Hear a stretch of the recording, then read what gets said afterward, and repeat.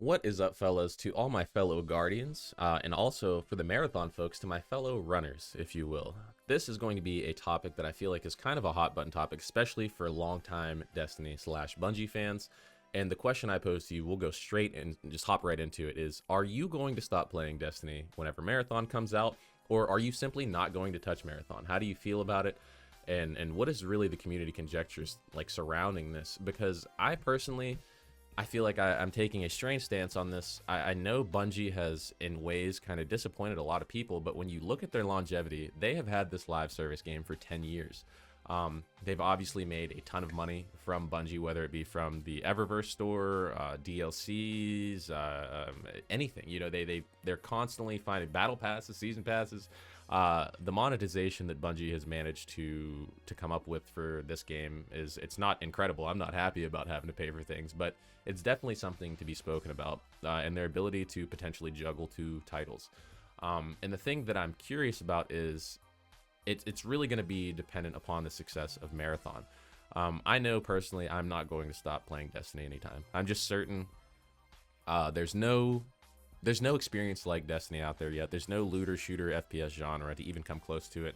And I feel like the only thing close to it is going to be Warframe. Obviously, Warframe is a third-person game, but it's still a looter. I think there's some comparisons to be drawn between the two. But whenever you look at Destiny compared to Marathon, we're looking at a completely different ball game. And I feel like we're going from offering the casual player an opportunity to come in and play with their friends with Destiny to stepping over into Marathon. And I know that the idea behind Marathon to them is accessibility. A lot of people can play it, but the reality is it's a looter shooter. And some of the things that I will say that are a little bit off-putting about it, being somebody, I'm not this Tarkov expert, I have played it a good bit, but there's certain things that I feel like when you're playing a game that involves high stakes that take away a bit from the immersion or that wow factor. And I hope that's kind of changed a little bit as we see progress going forward. But I personally think that Bungie is honestly I think they're going to be able to juggle the two relatively well. The only thing that I'm extremely worried about is community backlash and sentiment that will just kind of project that negative image on the game.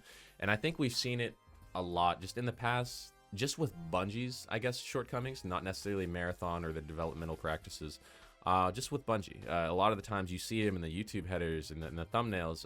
It's like, is Bungie dead, or is Destiny finally falling apart?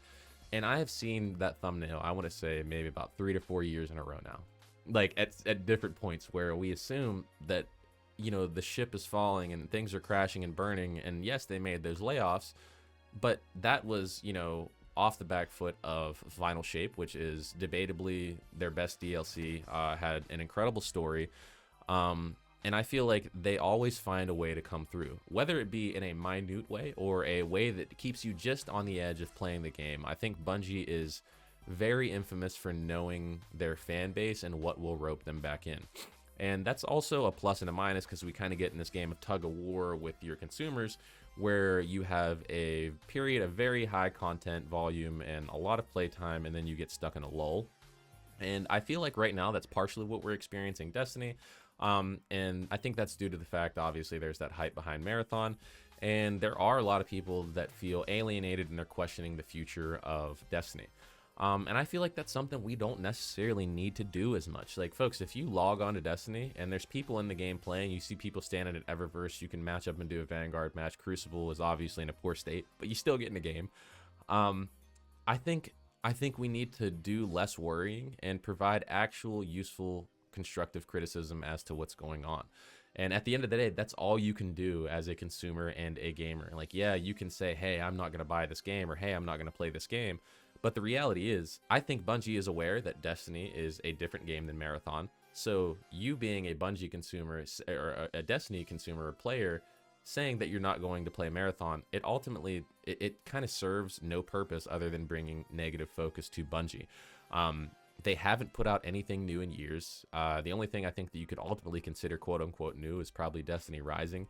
And there's quite a few features in Destiny Rising that I would love to see in Destiny 2, truly. But obviously the focal point of them is going to be that release of Marathon. And I'm curious to see the seasonal model and the content model of Destiny as Marathon progresses. I feel like as much as they don't want to act like these two games are intertwined, they're not necessarily intertwined, but they are tied at the hip via Bungie. And I think that the genres of the game obviously are different. You don't see as much Destiny in Marathon as I feel like I thought I would. I think I see it a little bit in the movement and the running and the gameplay, and obviously with the aim magnetism that's getting swapped or getting changed, luckily. But whenever I look at Marathon, I question if they have the same idea of longevity that they had with Destiny, or if that's even possible in a game like Marathon. I don't know what their long-term goal is, but I remember whenever Destiny 1 came out, you know, they had their, or was it Destiny 1 or 2? I don't even know. I've been playing Destiny 1 or 2 for so long. I know they had their 10-year plan, and they planned on this game. You know, they planned on Destiny 2 lasting, and here we are in 2025 still playing Destiny 2, and they've been putting out DLCs for it, and we have the Edge of Fate coming on the 6th. And I think that we've gotten to a position where you can kind of make predictions about the direction that Marathon will go, somewhat based on community feedback within Destiny, and just because that's where I believe a majority of the potential people that will have faith in Marathon are going to be.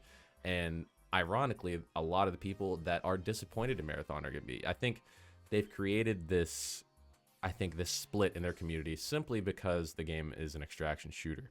And Destiny 2 is traditionally, in my opinion, I wouldn't say casual, but it has been relegated to people that aren't necessarily sweating. Obviously, you have the speedrunners like Sutek, you have people soloing things like Esoteric, but for the most part, I think the average player in Destiny is somebody that hops on, they check their weeklies, they see what the Nightfall depth weapon is, or they're looking for a particular role.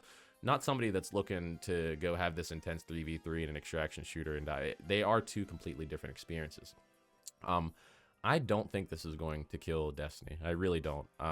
Now, the implications of a Destiny 3, I could see that potentially being walked back on.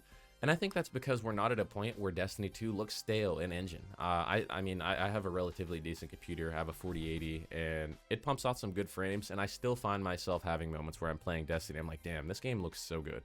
They've done a great job with the development of the environment, their levels, their just the lighting, just the atmosphere of the Nightfalls. Even, for instance, like Sunless Cell. Like, it is a beautifully designed Nightfall, truly. I think I can comfortably say that. And I just hope that they take that level of care and precision into Marathon, and they might even have me playing it. Like I said, I did play Tarkov, but I can say without a shadow of a doubt that I'm probably still going to be playing Destiny 2 at a higher rate than Marathon. And that's not any slander, I think, towards it. And I think that might be the misconception that's being had. There are a lot of Destiny players that are simply saying they're not going to play Marathon.